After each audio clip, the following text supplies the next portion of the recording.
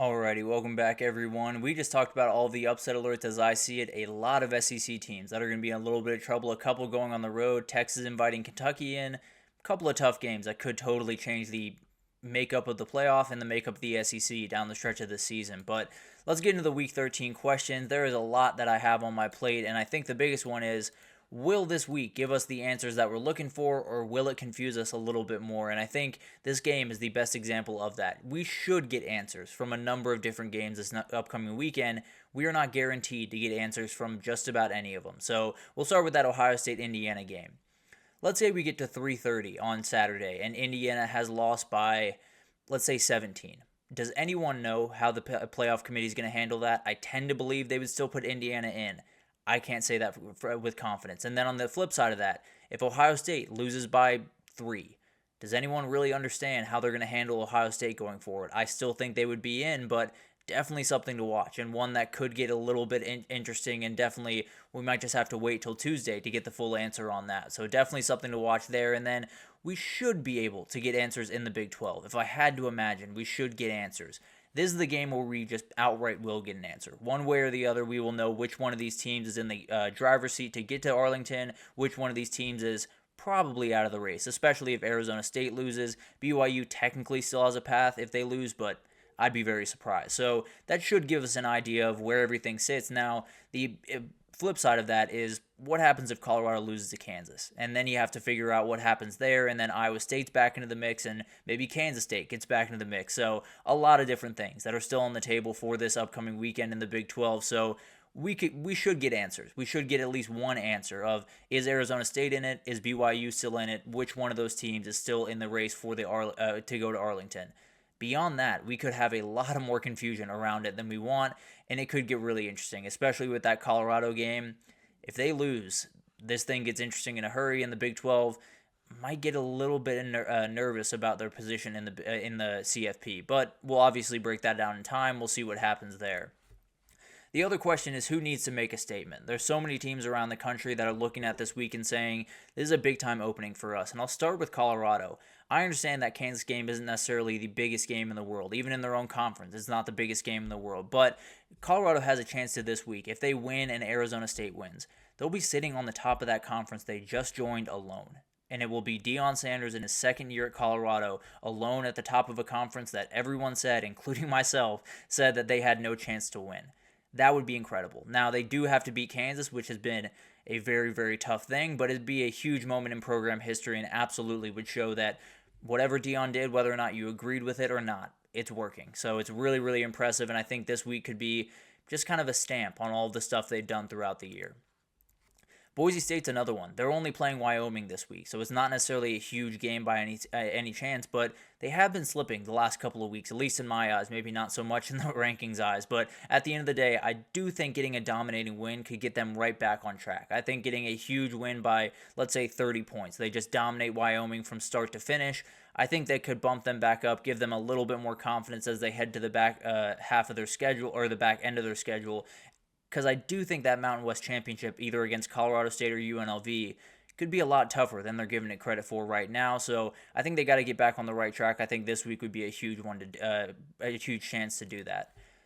And then obviously, it's Indiana. This is the moment. There's no two ways about that. This is the moment where you make that statement, where you show that you can go toe-to-toe with an Ohio State on their field, and you can get into the CFP and still compete. So it's going to be a huge moment. It could go a number of different directions. If they were to win or play it really close, I think all the momentum is going there into 2025 and really into the playoff this year. But then you have the flip side of that, where maybe they get blown out. And then you have a lot of questions around this team going forward, and maybe questions around this program going forward. But a huge moment nonetheless, and a statement would be program changing if they were able to do that.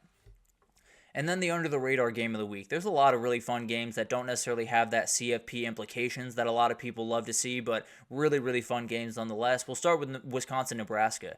This is going to be a battle. Both these teams sit at 5-5. Wisconsin just got rid of Phil Longo as their offensive coordinator. Nebraska's still breaking in Dana Holgorsen.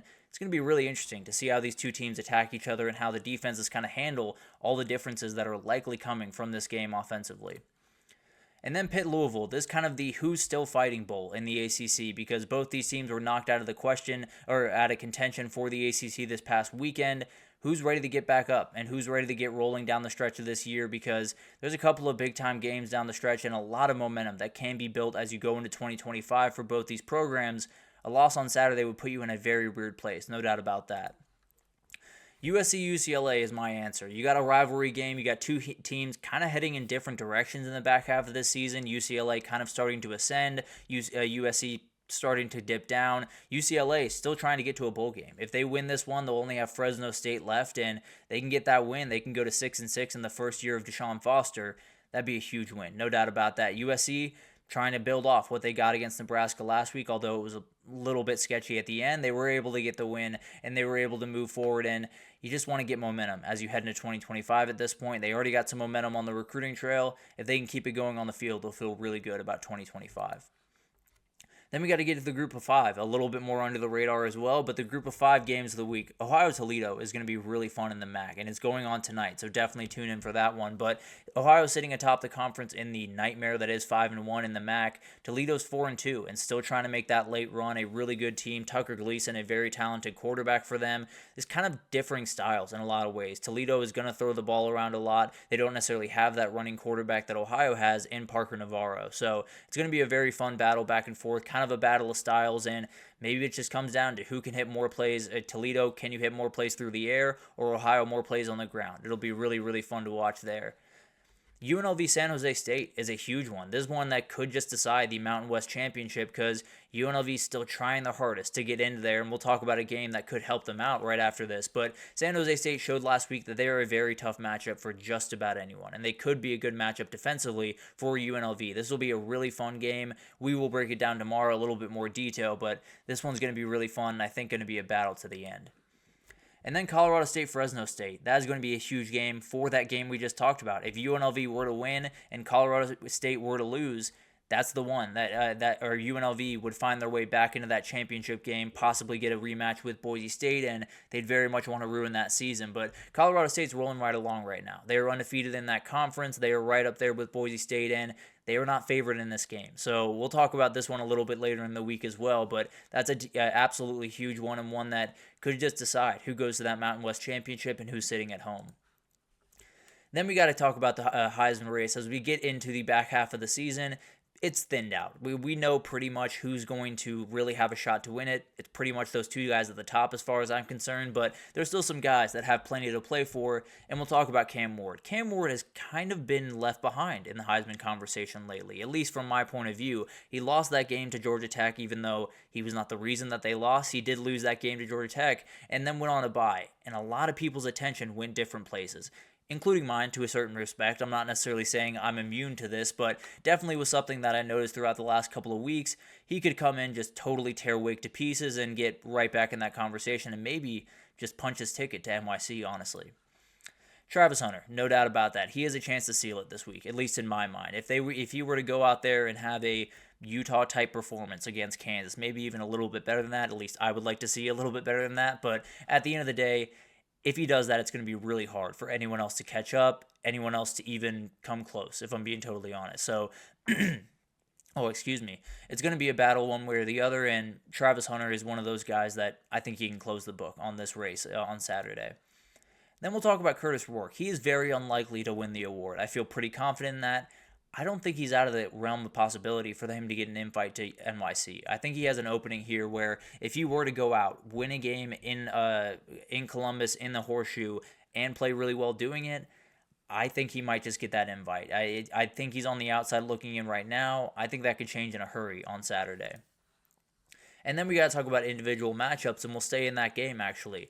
The Indiana wide receivers against this Ohio State backend is going to be really fun to watch. Elijah Surratt, Miles Price, Omar Cooper Jr., some really talented guys, and Ohio State really struggled against the Oregon group. This isn't quite as talented as that Oregon group, of course, but definitely still a really good group, and Elijah Surratt, terrifying. Anyone who's guarding him should be a little bit terrified because this dude can go up and get balls really wherever, and he's one of those guys that I think because of that jersey, we're not appreciating just how good of a player he is. He is one of the best wide receivers in the country, and he's going to be a load to deal with for whoever that it gets him, and it's probably going to be Denzel Burke. The Army O-line against the Notre Dame D-line is going to be huge. Probably the matchup that will outright decide it. If Notre Dame wins it, Army's not going to win this game, just plain and simple. If Army's able to get a little bit of push and get this run game going, then Notre Dame could be in a ton of trouble on Saturday. So it's one of those games that it's going to come down to that run game. It's really going to come down to that Army run game. Cam Skattebo against the BYU front seven is fascinating. The BYU front seven is very dynamic. They're very long. They're very athletic. They're not necessarily all that great at stopping the run, so they do need to be a lot better against a relatively good offensive line for Arizona State. They're going to have to battle back and forth, and really, more than anything else, I think it's kind of a war of attrition. I think it comes down to who in the fourth quarter with about 5 minutes left is still fighting every single down. Is Cam Skattebo still fighting through tackles? Is BYU still rallying to the ball and getting all those big-time tackles that they're going to need? It's going to be really fun to watch, no doubt about that, and I do think Cam Skattebo is one of those guys that is more than happy to lean on you with 35 carries in a game. But it's going to be an incredible week. I cannot wait for this weekend. Obviously, the SEC continues to do that FCS thing that they do around this time of year that makes me mad. But at the end of the day, still some really incredible games. And we will break down the big-time one, Indiana at Ohio State. We'll break that one down tomorrow. I feel pretty good about my pick right now, but definitely some wiggle room that I'm trying to figure out where exactly I want to land on. We will get to that tomorrow, so definitely tune in for that. But that'll do it for this edition of the GSMC College Football Podcast, brought to you by the GSMC Sports Network. Your support means a lot to us, so please remember to subscribe to the show, leave a positive review. It does make a huge difference. Also, follow us on Facebook, Twitter, TikTok, Instagram, all the social pages for all the content and updates you could possibly need. We got great people doing great work across every sport you could want. So anything in the world of sports you need, come on over to GSMC and we have you totally covered. But thank you once again for listening, and we'll be back tomorrow to break down that huge one going on in Columbus this weekend.